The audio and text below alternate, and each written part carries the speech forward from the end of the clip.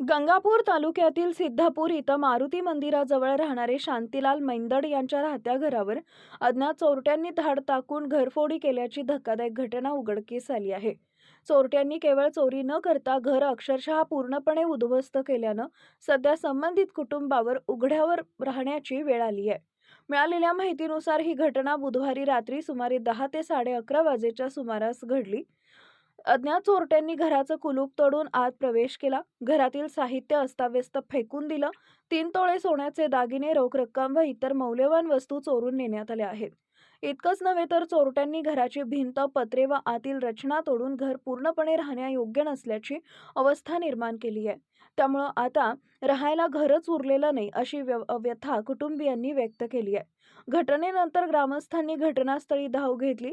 या प्रकारामुळे संपूर्ण सिद्धापूर गावात भीतीचं वातावरण पसरलं असून नागरिकांकडून तीव्र संताप व्यक्त करण्यात येत आहे.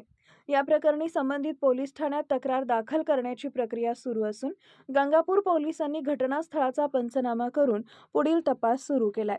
वाढत्या चोरीच्या घटनांच्या पार्श्वभूमीवर गंगापूर पोलिसांनी गस्त वाढवावी तसेच आरोपींना तात्काळ अटक करावी अशी मागणी ग्रामस्थांकडून व्यक्त करण्यात येत आहे.